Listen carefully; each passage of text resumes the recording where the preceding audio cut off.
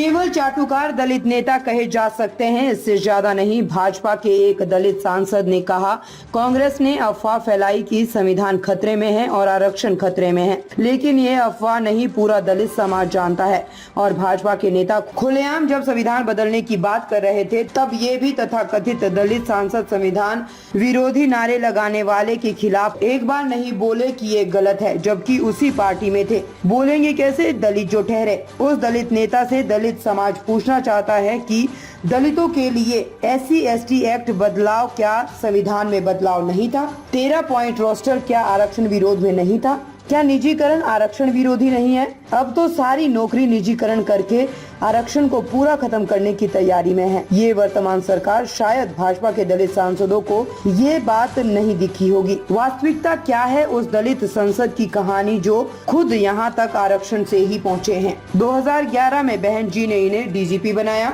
ADJ बनाया, promotion के खिलाफ जाकर, जबकि लाइन में और लोग भी थे। लेकिन बहन जी को नहीं पता था कि मौका निकलते ही चौका मारने वाले इन दलित नेताओं के बारे में 2012 में सपा भाजपा दोनों ने इस दलित नेता की खिलाफत की थी। उसमें से शायद भाजपा भूल गई होगी और ऐसे मौकाप्रस्त नेता भाजपा पार्टी ज्वाइन कर लिए। ऐसा करने वालों में इनका ही नाम नहीं, बल्कि बहुत सारे दलित उच्च स्तर के प्रशासनिक अधिकारी रिटायर्ड होकर भाजपा ही ज्वाइन करते हैं। पता नहीं ऐसा क्या हो जाता है, पहले तो दलित आइकन बनते हैं और बाद में भाजपा पार्टी में दलित आइकन बन जाते हैं, जिससे कि इस दलित समाज का वोट लिया जा सके। बाद में उस सांसद महोदय को अखिलेश सरकार ने हटाया जब उन्होंने देखा कि बसपा सपा में कुछ नहीं है, तो केंद्र की सत्ता के डर से फिर से इन्होंने 2015 में भाजपा ज्वाइन कर लिया। बीजेपी के जो राज्यसभा सांसद है ब्रिजलाल जी, जो अपने आप को दलित कहते हैं, और कुछ दिन पहले भाजपा के लोग उसको काफ़ी वायरल कर रहे हैं कि ये भाजपा का एक दलित है और ये ऐसी सच्चाई सामने रख रहा है कि विपक्ष की पूर्ति बंद हो गई। तो पहले ये तो सुन लो कि जो भाजपा के वो दलित हैं, वो दलित तो रहे ही नहीं, वो सामंती हो चुके हैं और वो इसीलिए भाजपा में गए हैं कि वो आगे हो चुके हैं और बाकी दलितों को पीछे रखना चाहते हैं। इसीलिए वो सब नियम कानून बनाएंगे और उनका समर्थन करेंगे। पहले से ब्रिजलाल जी 2011 में बसपा की सरकार में उनको ADJ बनाया गया था, लेकिन 2012 में इसी भाजपा ने विरोध किया था। सपा और भाजपा दोनों ने मिलकर विरोध किया था। बाद में देश की सरकार आई, जैसे तैसी भी थी। इन्होंने 2015 में भाजपा पार्टी ज्वाइन कर ली और 2018 में SC/ST की चेयरमैन बना दिए गए। तब से आगे बढ़ रहे हैं। इन्होंने लखनऊ में भी एक मीटिंग की थी और वहाँ बताया कि आर्थिक आधार पर आरक्षण होना चाहिए, आरक्षण सबको छोड़ देना चाहिए, ये इसकी वकालत कर रहे थे। आज से पहले 5-7 साल पहले, उससे मैं लखनऊ में था, केंद्रीय यूनिवर्सिटी में। इनके साथ इतनी लोगों ने बुरे भले इनको लिखे कि ये खुद बन गया आरक्षण लेकर के अब दूसरों को बोल रहे हैं कि आरक्षण आर्थिक आधार पर मिलना चाहिए। मैं यही सवाल करना चाहता हूँ इस दलित सांसद से भाजपा के, क्या आरक्षण का आधार कभी आर्थिक था या नहीं था? वर्ग के आधार पर आरक्षण मिला है, धर्म के आधार पर भी नहीं, वर्ग के आधार पर आरक्षण मिला है।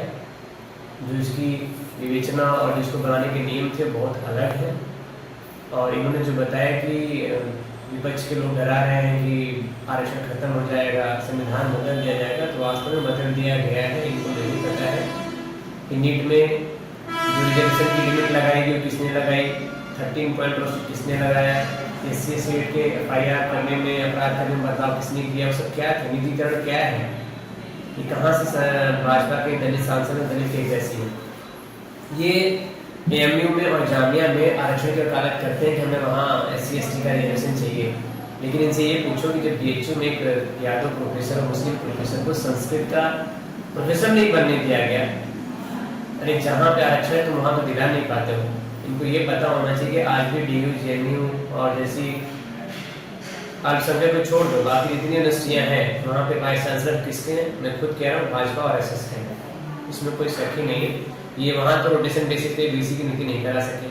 क्या इन्होंने न्याय दिलाया रितु सिंह के लिए, लक्ष्मण यादव के लिए? क्या न्याय दिलाया? कभी बोले कि निशान गलत हो रहा है, अन्याय हो रहा है? तो इनके बारे में बोल जाओ। ये जो भाजपा के दलित सांसद है, ये अब भाजपा के एजेंट बन चुके हैं, तो दलित सांसद है ही नहीं। इन्होंने आज सांसद ने जो बोला है महिलाओं के लिए उन्होंने नियम बना दिया। अरे नियम क्या, तुमने जो नियम पीछे थे उसको आगे कर दिया गया। तुम बस कॉपी के पन्ने पलट करके बता रहे हो कि हमने नियम महिलाओं के लिए बना दिया गया। खतरनाक बात है? नंगे महिलाएं घुमाई जा रही, बलात्कार हो रहा है, उस पर तो तुम एक नियम ना बना पाए, ना किसी को गिरफ्तार पाएगा, ना तुम्हारी सरकार पे एक्शन नहीं पाई मणिपुर में, और ना तुम कभी मणिपुर पे तुम नहीं बोल पाए अपने मोदी जी की तरह, पीएम जी की तरह। दूसरी बात कह रहे हैं कि अंग्रेजी की पैदाइश के लोग हैं। राहुल गांधी जी को बोला जाएगा अंग्रेजी की पैदाइश, लोग अंग्रेजी में बात करते हैं। तो भैया जितने नेता बैठे हैं संसद में, पूछो किसके बच्चे, कितने बच्चे हिंदी मीडियम में पढ़ते हैं, किसके बच्चे सरकारी स्कूल में पढ़ते हैं, और अपने बच्चों के बारे में बताइए दलित सांसद जी, बिजलाल जी अपने बच्चों को कहाँ पढ़ा रहे हैं? या जिसमें बैठे सांसद लोग बैठे हैं सब तो अपने बच्चों को बाहर दे रखे हैं, तो सब तो अंग्रेज की पैदाइश है। अब बताना क्या चाह रहे हो? ये जनता को बोला क्यों मत दो। राहुल गांधी के बारे में वो जो कर रहे हैं सही कर रहे हैं, जनता उसको एक्सेप्ट की है, तभी आप लोगों को धूल की चाटनी पड़ेगी। कुछ और बातें आप कह रहे हो कि सबको आरएसएस को, बीजेपी के जितने भी लोग थे सबको आतंकवादी कहा जा रहा था। आतंकवादी थे कहा नहीं रहा था, एनआईए ने सबको बरी कर दिया। जो आदमी खुद चिंतन बोल रहा हो कि हाँ मैंने मस्जिद में ब्लास्ट किया, उसको एनआईए ने बरी कर दिया समुद्र के अभाव में, किसकी गलती है? गुजरात में 11 बलात्कारियों को छोड़ दिया था, किसकी गलती है? आप बताएंगे एनआईए ने डीएसपी देवेंद्र सिंह को क्यों छोड़ा?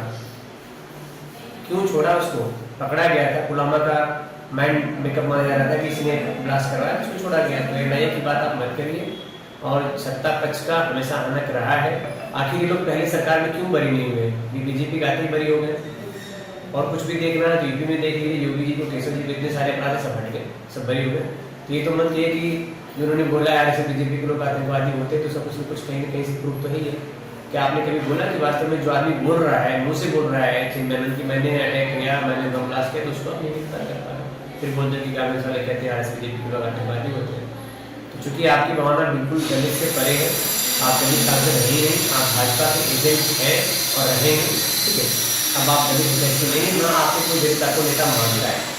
आप जो दिखौटा और जो मुखौटा बना के बीजेपी रखी हुई, आप उसी के लायक हैं और वही काम करिए। बाकी आपका किसी दलित में विश्वास नहीं है और ना ही रहेगा। आपके जैसे निर्मल जीवी थे उनका भी हाल है और आपकी भी यही हाल आगे रहेगा, ठीक है?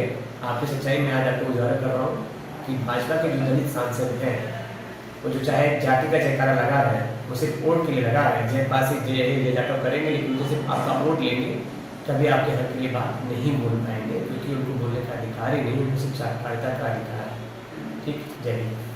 ताज़ा खबरों से जुड़े रहने के लिए हमारे चैनल को सब्सक्राइब करें और बेल आइकन को दबाना ना भूलें, ताकि हर खबर की नोटिफिकेशन आपको मिलती रहे।